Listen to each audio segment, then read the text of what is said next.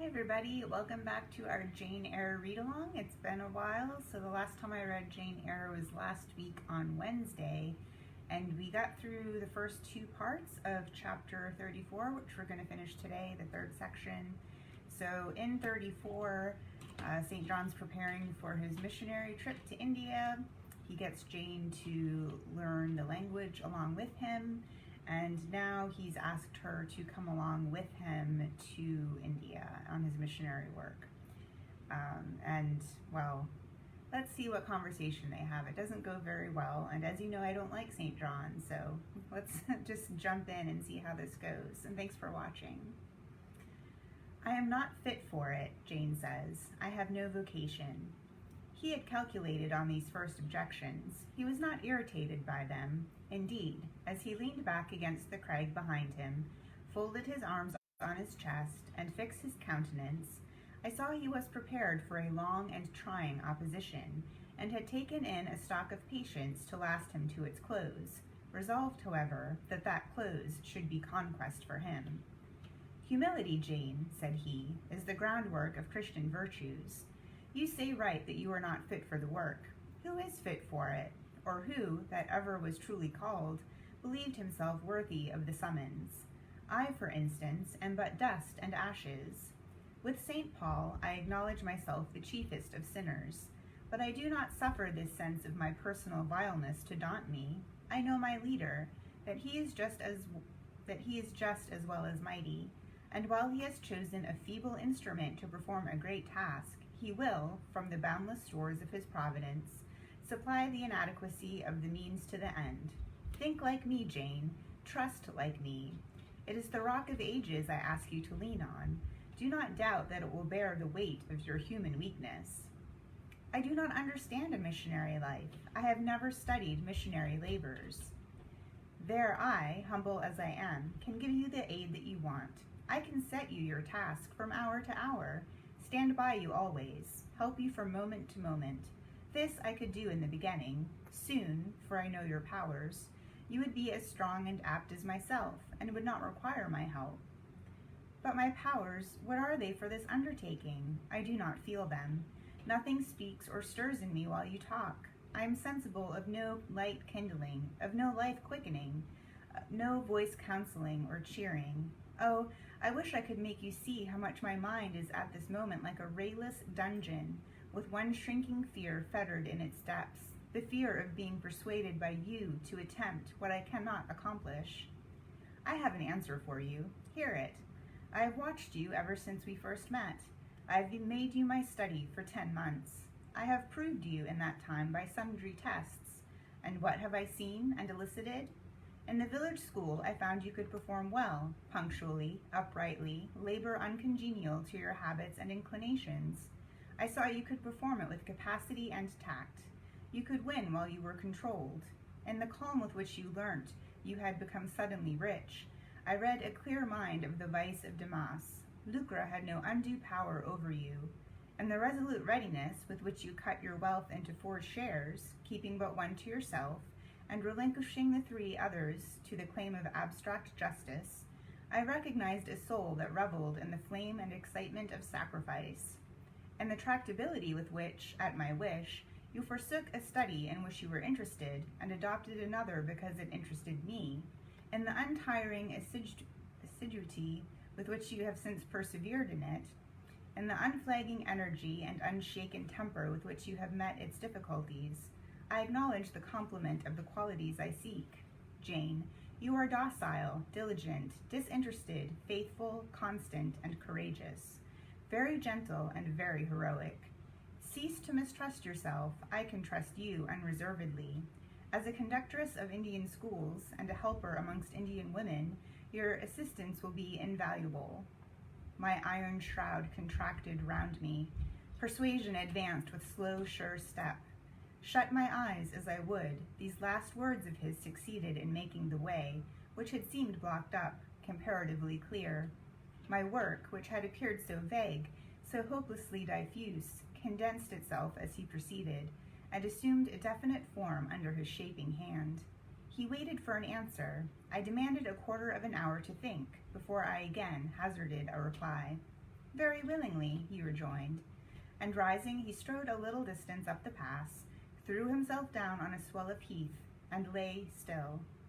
I can do what he wants me to do. I'm forced to see and acknowledge that, I meditated. That is, if life be spared me. But I feel mine is not the existence to be long protracted under an Indian sun. What then? He does not care for that. When my time comes to die, he would resign me, in all serenity and sanctity, to God who gave me. The case is very plain before me. In leaving England, I should leave a loved but empty land. Mr. Rochester is not there, and if he were, what can that ever be to me? My business is to live without him now.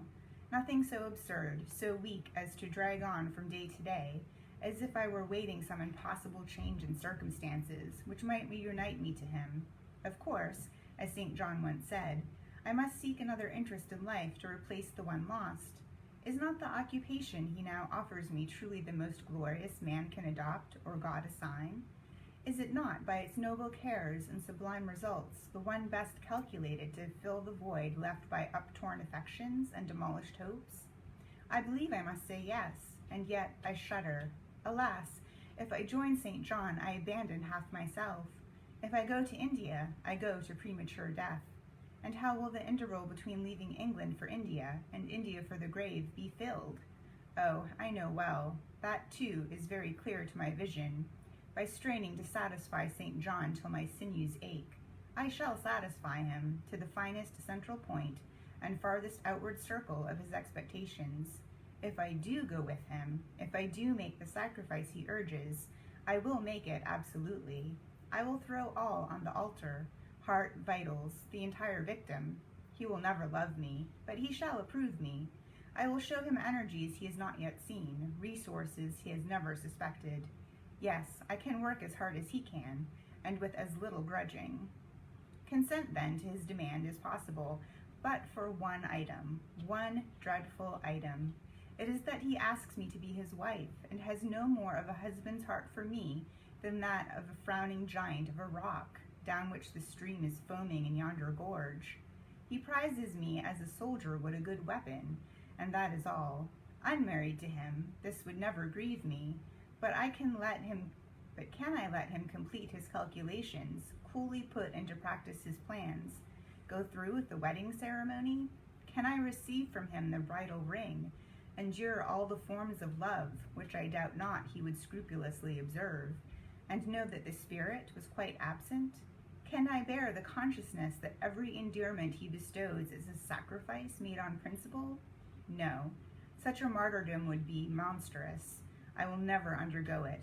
As his sister, I might accompany him, not as his wife. I will tell him so. I looked towards the knoll. There he lay, still as a prostrate column, his face turned to me, his eye beaming watchful and keen. He started to his feet and approached me. I am ready to go to India, if I may go free. Your answer requires a commentary, he said. It is not clear. You have hitherto been my adopted brother, I your adopted sister. Let us continue as such. You and I had better not marry. He shook his head. Adopted fraternity will not do in this case. If you were my real sister, it would be different. I should take you and seek no wife. But as it is, either our union must be consecrated and sealed by marriage, or it cannot exist. Practical obstacles oppose themselves to any other plan. Do you not see it, Jane? Consider a moment. Your strong sense will guide you. I did consider, and still my sense, such as it was, directed me only to the fact that we did not love each other as man and wife should, and therefore it inferred that we ought not to marry. I said so. St. John, I returned, I regard you as a brother, you, me as a sister, so let us continue. We cannot, he answered, with short, sharp determination. It would not do. You have said you will go with me to India. Remember, you have said that. Conditionally. Well, to the main point, the departure with me from England, the cooperation with me in my future labors, you do not object. You have already as good as put your hand to the plow. You are too consistent to withdraw it. You have but one end to keep in view, how the work you have undertaken can best be done. Simplify your complicated interests, feelings, thoughts, wishes, aims. Merge all considerations in one purpose, that of fulfilling with effect, with power, the mission of your great master. To do so, you must have a coadjutor, not a brother, that is a loose tie, but a husband. I, too, do not want a sister. A sister might any day be taken from me. I want a wife, the sole helpmeet I can influence efficiently in life, and retain absolutely until death. Isn't he romantic? I shuddered as he spoke. I felt his influence in my marrow, his hold on my limbs. Seek one elsewhere than in me, St. John. Seek one fitted to you. One fitted to my purpose, you mean, fitted to my vocation. Again, I tell you, it is not the insignificant private individual, the mere man, with the man's selfish senses I wish to mate. It is the missionary. And I will give the missionary my energies. It is all he wants, but not myself. That would be only adding the husk and shell to the kernel. For them he has no use. I retain them. You cannot. You ought not. Do you think God will be satisfied with half an oblation? Will he accept a mutilated sacrifice? It is the cause of God I advocate. It is under his standard I enlist you. I cannot accept on his behalf a divided allegiance. It must be entire. Oh, I will give my heart to God, I said. You do not want it. I will not swear, reader, that there is not something of repressed sarcasm both in the tone in which I uttered this sentence and in the feeling that accompanied it. I had silently feared St. John till now, because I had not understood him. He had held me in awe, because he had held me in doubt. How much of him was saint, how much mortal, I could not heretofore tell, but revelations were being made in this conference. The analysis of his nature was proceeding before my eyes. I saw his fallibilities. I comprehended them. I understood that, sitting where I did, on the bank of heath, and with that handsome form before me, I sat at the feet of a man, erring as I. The veil fell from his hardness and despotism. Having felt in him the presence of these qualities, I felt his imperfection, and took courage.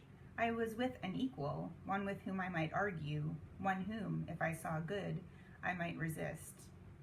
He was silent after I had uttered the last sentence, and I presently risked an upward glance at his countenance. His eye, bent on me, expressed at once stern surprise and keen inquiry. Is she sarcastic, and sarcastic to me, it seemed to say. What does this signify? Do not let us forget that this is a solemn matter, he said ere long, one of which we may neither think nor talk lightly without sin. I trust, Jane, you are in earnest when you say you will serve your heart to God. It is all I want. One wrench your heart from man, and fix it on your Maker. The advancement of that Maker's spiritual kingdom on earth will be your chief delight and endeavor. You will be ready to do at once whatever furthers that end. You will see what impetus would be given to your efforts and mine by our physical and mental union in marriage, the only union that gives a character of permanent conformity to the destinies and designs of human beings, and, passing over all minor caprices, all trivial difficulties and delicacies of feeling, all scruple about the degree, kind, strength, or tenderness of mere personal inclination, you will hasten to enter into that union at once. Shall I said briefly, and I looked at his features, beautiful in their harmony, but strangely formidable in their still severity. At his brow, commanding but not open, at his eyes, bright and deep and searching, but never soft, at his tall imposing figure, and fancied myself an idea, his wife. Oh, it would never do. As his curate, his comrade, all would be right. I would cross oceans with him in that capacity, toil under eastern suns and Asian deserts with him in that office, admire and emulate his courage and devotion and vigor, accommodate quietly to his masterhood, smile undisturbed at his ineradicable ambition, discriminate the Christian from the man, profoundly esteem the one, and freely forgive the other. I should suffer often, no doubt, attached to him in this capacity. My body would be under rather a stringent yoke, but my heart and mind would be free. I should still have my unblighted self to turn to, my natural, unenslaved feelings with which to communicate in moments of loneliness. There would be recesses in my mind which would be only mine, to which he never came, and sentiments growing there fresh and sheltered, which his austerity could never blight, nor his measured warrior march trample down. But as his wife, at his side always, and always restrained, and always checked, forced to keep the fire of my nature continually low, to compel it to burn inwardly, and never utter a cry, though the imprisoned flame consumed vital after vital, this would be unendurable. "St. John," I exclaimed, when I had got so far in my meditation. "Well," he answered icily, "I repeat, I freely consent to go with you as your fellow missionary, but not as your wife. I cannot marry you and become a part of you." "A part of me you must become," he answered steadily. "Otherwise the whole bargain is void. How can I, a man not yet 30, take out with me to India a girl of 19, unless she be married to me? How can we be forever together, sometime in solitudes, sometimes amidst savage tribes, and unwed?" "Very well," I said shortly. "Under the circumstances, quite as well as if I were either your real sister or a man and a clergyman like yourself." "It is known that you are not my sister. I cannot introduce you as such. To attempt it would be to fasten injurious suspicions on us both. And for the rest, though you have a man's vigorous brain, you have a woman's heart. It would not do." "It would do," I affirmed with some disdain, "perfectly well. I have a woman's heart, but not where you are concerned. For you I have only a comrade's constancy, a fellow soldier's frankness, fidelity, fraternity, if you like, a neophyte's respect and submission to his Hierophant, nothing more. Don't fear." "It is what I want," he said, speaking to himself. "It is just what I want, and there are obstacles in the way. They must be hewn down. Jane, you would not repent marrying me, be certain of that. We must be married. I repeat it, there is no other way, and undoubtedly enough of love would follow upon marriage to render the union right even in your eyes." "I scorn your idea of love," I could not help saying, as I rose up and stood before him, leaning my back against the rock. "I scorn the counterfeit sentiment you offer. Yes, St. John, and I scorn you when you offer it." He looked at me fixedly, compressing his well-cut lips while he did so. Whether he was incensed or surprised, or what, it was not easy to tell. He could command his countenance thoroughly. "I scarcely expected to hear that expression from you," he said. "I think I have done and uttered nothing to deserve scorn." I was touched by his gentle tone, and overawed by his high, calm mien. "Forgive me the words, St. John, but it is your own fault that I have been roused to speak so unguardedly. You have introduced a topic on which our natures are at variance, a topic we should never discuss. The very name of love is an apple of discord between us. If the reality were required, what should we do? How should we feel? My dear cousin, abandon your scheme of marriage. Forget it." "No," said he. "It is a long-cherished scheme, and the only one which can secure my great end. But I shall urge you no further at present. Tomorrow I leave home for Cambridge. I have many friends there to whom I should wish to say farewell. I shall be absent a fortnight. Take that space of time to consider my offer, and do not forget that if you reject it, it is not me you deny, but God. Through my means he opens to you a noble career. As my wife only can you enter upon it. Refuse to be my wife, and you limit yourself forever to a track of selfish ease and barren obscurity. Tremble lest in that case you should be numbered with those who have denied the faith and are worse than infidels." He had done. Turning from me, he once more looked to the river and looked to the hill. But this time his feelings were all pent in his heart. I was not worthy to hear them uttered. As I walked by him homeward, I read well in his iron silence all he felt towards me, the disappointment of an austere and despotic nature, which has met resistance where it expected submission, the disapprobation of a cool, inflexible judgment, which has detected in another feelings and views in which it has no power to sympathize. In short, as a man, he would have wished to coerce me into obedience. It was only as a sincere Christian he bore so patiently with my perversity, and allowed so long a space for reflection and repentance. That night, after he had kissed his sisters, he thought proper to forget even to shake hands with me, but left the room in silence. I, who, though I had no love, had much friendship for him, was hurt by the marked omission, so much hurt that tears started to my eyes. I see you and St. John have been quarreling, Jane, said Diana, during your walk on the moor. Go after him. He is now lingering in the passage, expecting you. He will make it up. I have not much pride under such circumstances. I would always rather be happy than dignified, and I ran after him. He stood at the foot of the stairs. Good night, St. John, said I. Good night, Jane, he replied calmly. Then shake hands, I added. What a loose, cold touch he impressed on my fingers. He was deeply displeased by what had occurred that day. Cordiality would not warm, nor tears move him. No happy reconciliation was to be had with him, no cheering smile or generous word.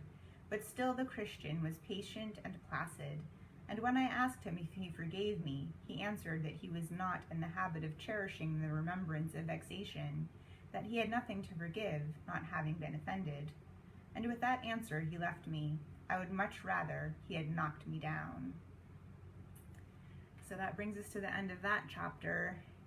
I really can't believe that St. John wants to marry her. If you remember way back when he rescued her from going starving and freezing in the middle of the night, and she's like half out of it, kind of in a coma state, he says, and she can hear him, that he doesn't think she's handsome or pretty, her features don't match up, and now he's saying he wants to marry her even though they don't love each other. He's a strange guy, and I'm really glad that Jane said no. But obviously we still have quite a bit left here to find out what happens between them and what happens to Jane after St. John. So we'll continue tomorrow at noon. Thanks so much for watching. If you like St. John, let me know why in the comments, and I'll see you next time. Thanks for watching.